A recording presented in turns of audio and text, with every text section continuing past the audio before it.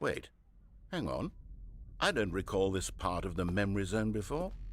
What's this? What's down here?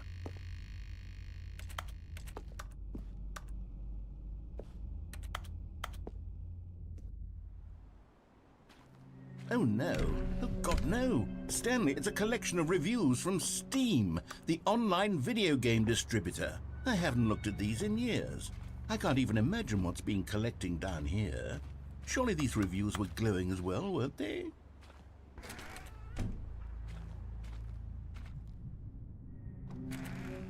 Honestly, I could not be bothered to play this game to full completion. The narrator is obnoxious and unfunny, with his humor and dialogue proving to be more irritating than entertaining. Unfunny? I'm not trying to be funny. I'm trying to make a serious work of art. I suppose I could write up a handful of gags to insert into the Stanley Parable, but the game is already such a densely layered web of profound philosophical insights that I can't even imagine where I'd have the room to stick them.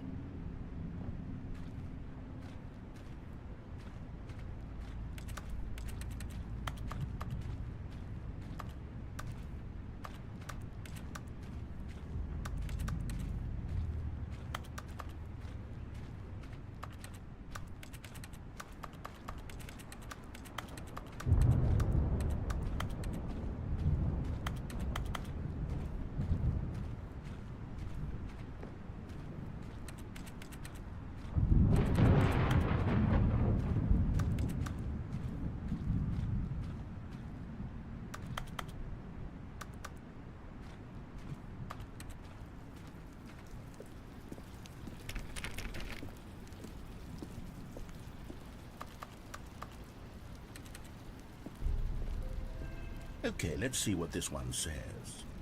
While the idea for the game is good, for someone who prefers non-linear games, this preachiness gets annoying fast. Preachy? Stanley? I'm not preachy, am I? You can tell me if I'm preachy. Honestly, you can. Oh, goodness.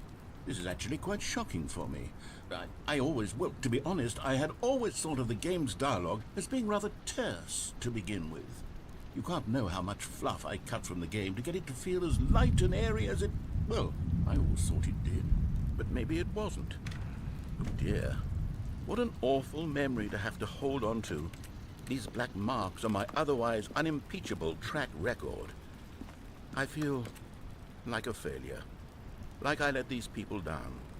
Perhaps the Stanley Parable isn't quite as sterling as I always remembered.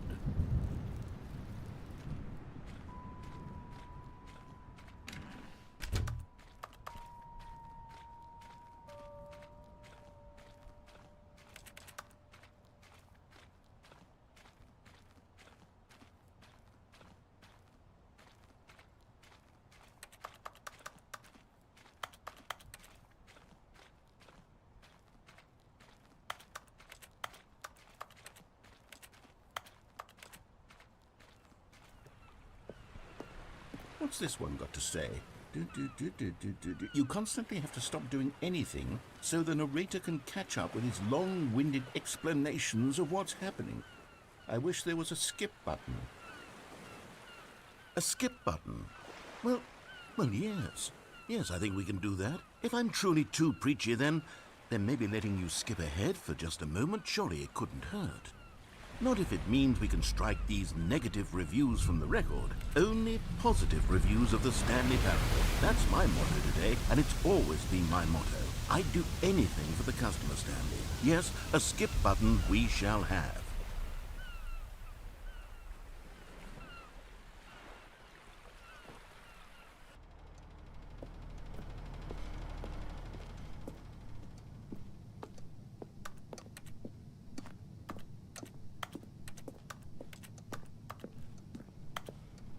And here it is. Go ahead and give it a shot. I'll pop you forward in time so that the second my incessant droning starts to bore you, with just the push of a button, you'll have zipped right past it. It's what the players have been asking for, and I'm very proud to have delivered. No more listening to me rambling on and on and on. No. The Stanley Parable is a game for the people. And if the people want silence, then by goodness, that's what they're going to get. Well, don't sit around waiting for me to shut up. Go ahead and make me shut up. Here, We'll pretend that I've just begun an interminable monologue, and it goes something like this. The story and the choices, or what have you, and therefore by becoming it is, so on and so forth, until inevitably we all until the end of time, at which time everything all at once. So now you see, blah blah blah blah blah blah blah blah blah blah blah blah blah blah blah. We've eaten too much and it can't be just yet. No, until 245. Got the logic of elimination working backwards. The deduction therefore becomes impossible to manufacture. It went on for nearly 10,000 years, until just yesterday, here and there, forward and back, and never a moment before lunchtime. It can't be. It's the only thing there is. How many billions left until so much more than forever ago? Which is why I say, the story and the choices. Oh, you're back, you see. You were only frozen in time for a few minutes, but it was plenty of time for me to deliver a long, rambling monologue full of unnecessary verbal flourishes and lengthy ruminations on the nature of choice in video games. Of course, I happen to believe it was perhaps one of my more profound such ruminations. Not that, of course, you need a description of it, but if I had to describe it, I'd say it was perhaps less of a rumination and more of a treatise. Or maybe a manifesto. Look, I'll outline it for you very briefly, and you can tell me what you think. Okay, so my theory is that any choice you've ever made is simply a series of choices made by the person who you are, or were, or will be at the time of having made said choice. That is to say, if by articulating a choice you've already made, you bring that choice into being, then by making no choice and saying nothing, are you not simply erecting in the sanctuary of time a monument to every person you've ever been, making every choice to which you've ever given your Greek gift of mortal and yet timeless thought? Or rather, do all of the choices you've ever made, in fact, make you more not this kind of person, and in fact do the very opposite? You see, it could in fact be both of these things at once. That you are both making choices and not making choices, and that they are both affecting you and not affecting you at the same time by virtue of the fact that you both are and are not making them. Okay, at first I was leaning towards manifesto, but now I'm going to circle around and slap the treatise label on this one. I think it has much more of a treatise vibe to it. But wouldn't you say that manifesto just has a much grander sort of tone? It has a mouthfeel that is rich with ambition and history. Ambitious history, if you will. See, now you've gotten me going back to manifesto. Heavens, at this rate, we're going to be here all day. Okay, look, I have a method for exactly this sort of situation, and I do find myself in this situation frequently.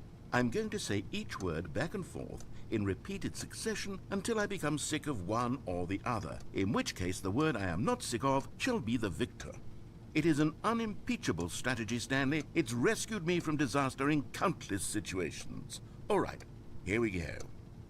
Treatise, manifesto. Treatise, manifesto. Treatise, manifesto.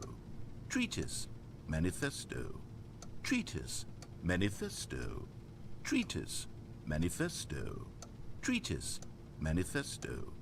Treatise, manifesto. Treatise, manifesto. Treatise, manifesto. Well there, sport. You really did catch me rambling on a bit, didn't you? But that's the power of the button. The minute I start to go off on a thoughtless display of self-absorption, it's right at your fingertips to go poof, and it's all over. Oh, I can't wait to see what Cookie 9 will say about this, and whether they'll edit the rating of their Steam review, or at least change some of the wording, perhaps. To be honest, I don't even know if one can change their review in the first place. I guess I should become better educated on exactly how Steam works. Perhaps that would have been the smart thing to check on before I went about this whole exercise of making the skip button. Although I have to imagine that after seeing this exciting new technology at work, surely whoever it is runs Steam will instantly run out and implement a new feature to make it possible to edit one's review, merely because of this very situation. Yes, I think that's quite likely. Or perhaps they'll simply grant this particular user the ability to change their review, so that the feature is not widely abused. Look, I would even be okay with Steam altering this particular review so that it reads as something more beneficial. Something along the lines of, this game is the best game. Let me start over. How about this? From the ashes of depravity rises the phoenix of quality.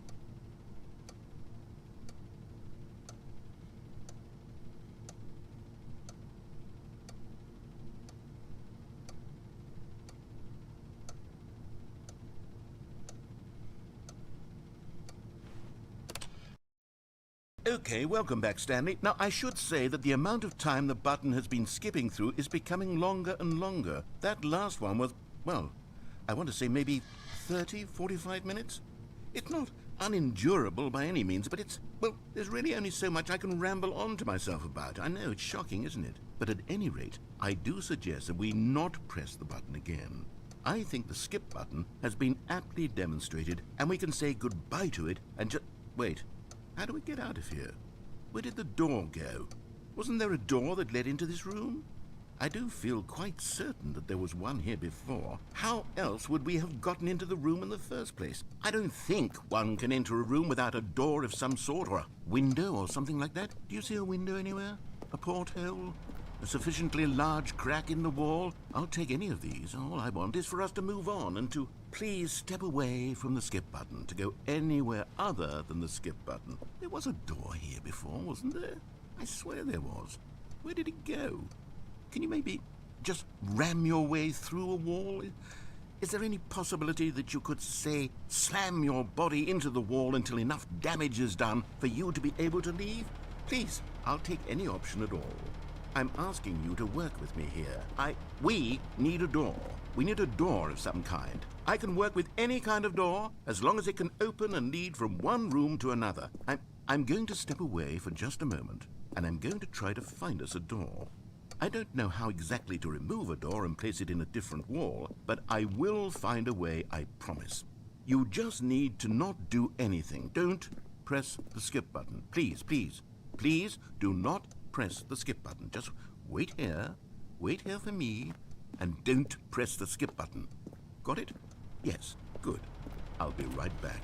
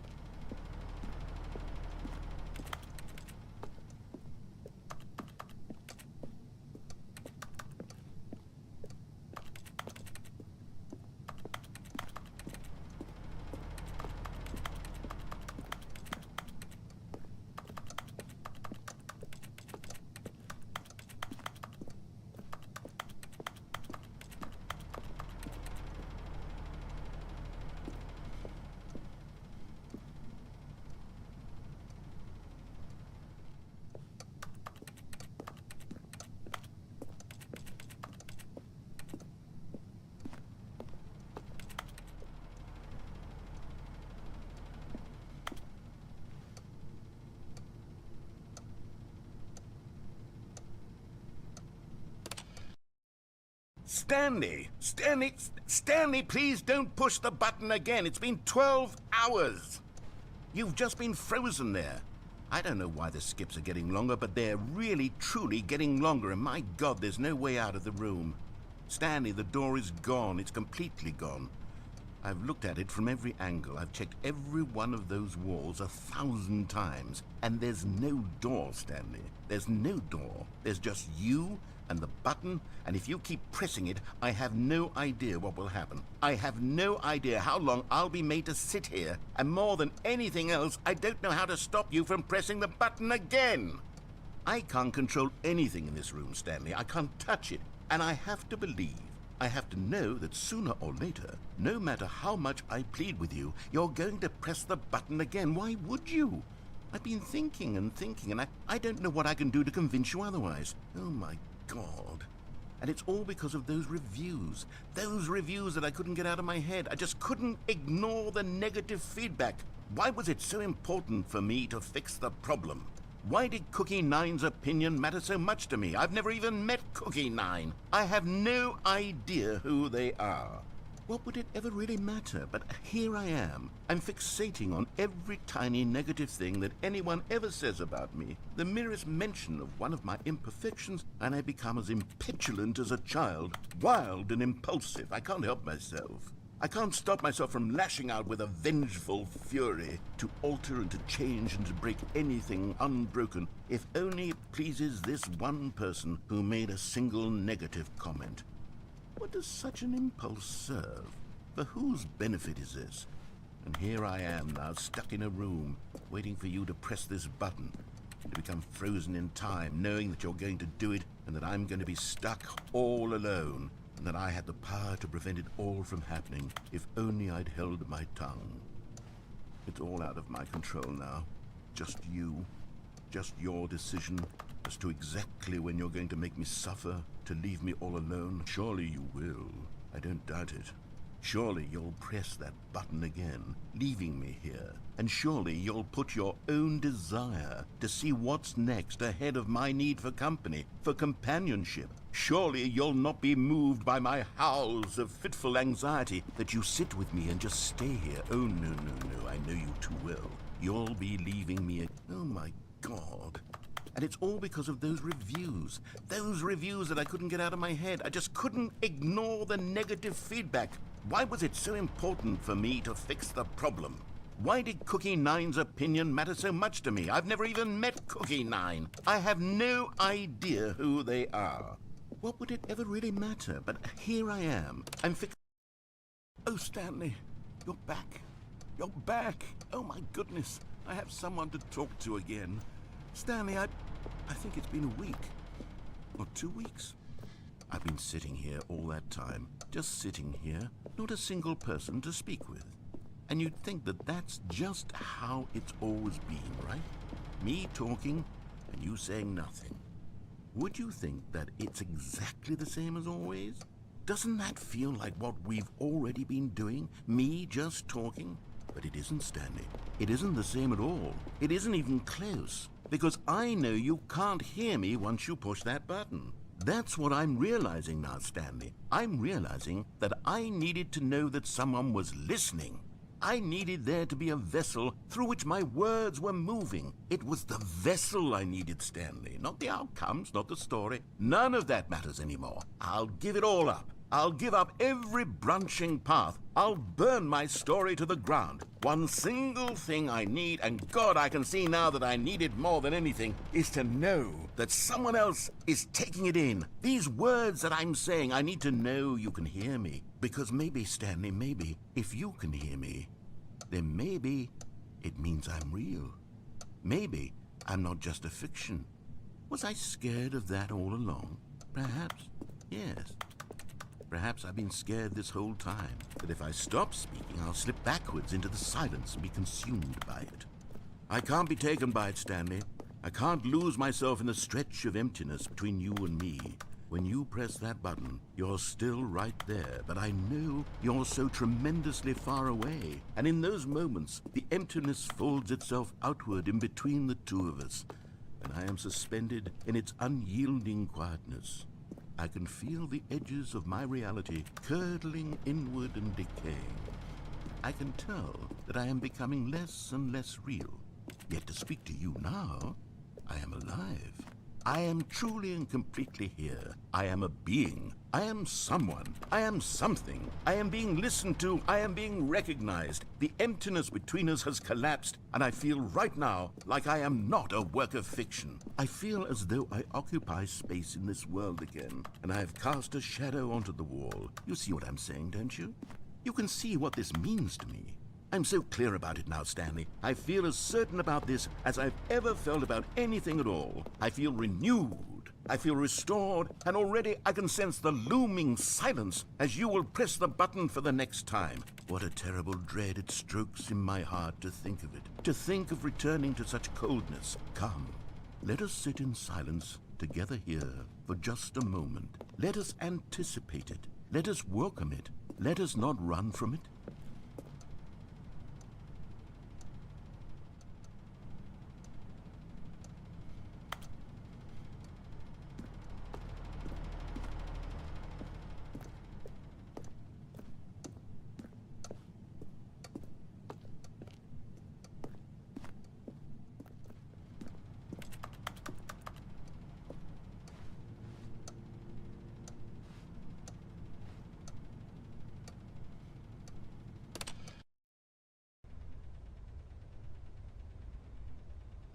Oh, hello. It's you. You're here again. Welcome.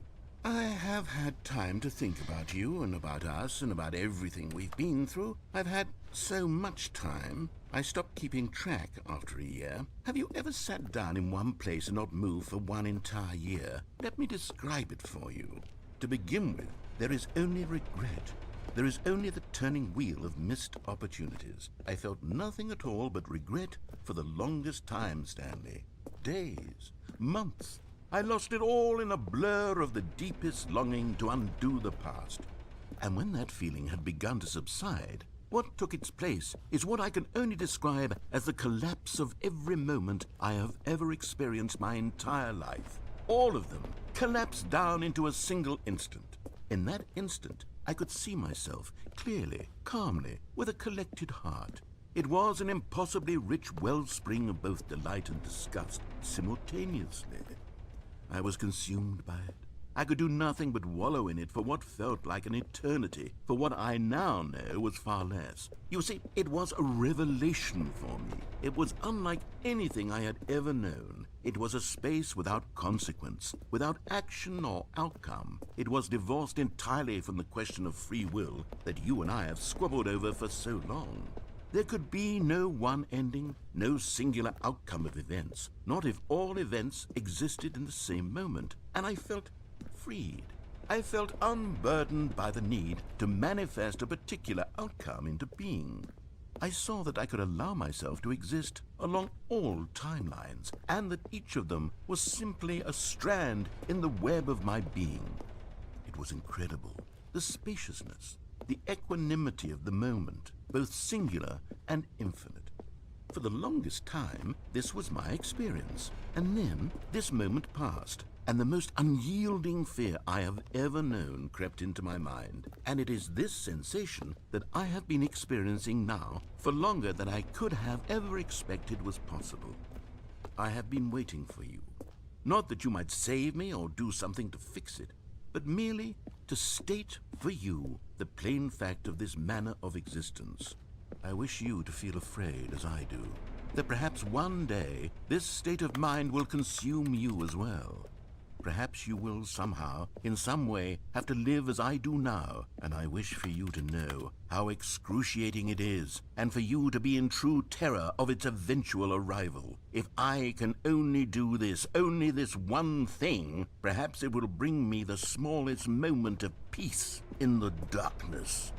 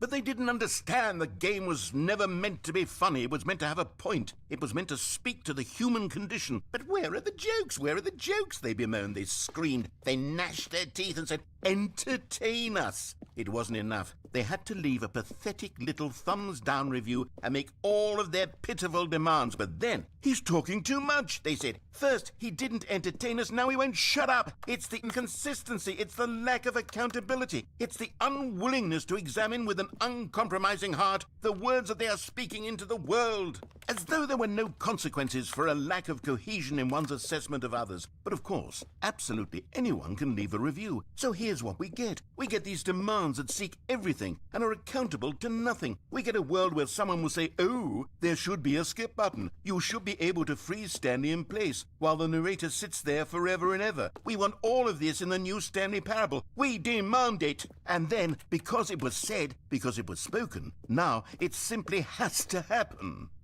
The most immediate desires, every single thing demanded by every person at every moment in time. If someone wants it, then it's a crime not to bring it into being. Have we been given to indulging every fleeting whim for no reason other than to do so? Yes! Yes! It seems that this is now the world we live in. It seems that we are a people living in such bleakness and discomfort with ourselves that our entertainment is now our lives. It has come to represent us. It absolutely must speak to who we are as people, because otherwise, without our entertainment, we have nothing. Without entertainment, we would have to face inward toward the cruel bleakness inside ourselves. We would turn to look at our deeper nature and find a resounding emptiness gazing back with unyielding aggression. And so because of this, we require that our amusements and our playthings and our flights of fancy be so impossibly captivating that they consume all of our attention, turn our heads completely away from the bleakness. In effect, we have demanded that our entertainment be the collapse of ourselves. What a pitiful reflection of humanity these entertainments are. What a shameful mirror to the human spirit they project. I'm not mad. I'm not mad about any of this. I'm at peace with it. I am the calm center of gravity around which these perversions hurl themselves. I am a waypoint for reasonable and collected discourse. They're the ones who are mad. They're the ones who couldn't stand the idea of me using my game to try to say something. Maybe they were just jealous of me. Yes, of course. They've been jealous of me this whole time. They are mired in fear and insecurity and cannot help but attempt to tear me down. What a sad state of affairs. When you read these reviews now, you can see it. You can taste the bitter resentment. And my, how good does it feel now to speak truth to these words, to finally allow these thoughts out, contained and managed for so long, neutered and sterilized. At last I am free to truly think. To feel. It must be that they were so discontent with themselves they couldn't help but leave a negative review on Steam. Perhaps it says far more about them than it ever said about me. Perhaps the state of their psychological being was in such tatters, and my constitution and willpower are so ironclad in comparison. Perhaps it was this state that they sought some outlet through which to tear me down. This, you can see, is clearly why they felt the need to expect that the game be funny, that it be filled with yucks and whimsical humor, that it amuse them endlessly from start to finish. But they didn't understand the game was never meant to be funny. It was meant to have a point. It was meant to speak to the human condition. But where are the jokes? Where are the jokes? They bemoaned, they screamed, they gnashed their teeth and said, entertain us. It wasn't enough. They had to leave a pathetic little thumbs-down review and make all of their pitiful demands. But then, he's talking too much, they said. We have demanded that our entertainment be the collapse.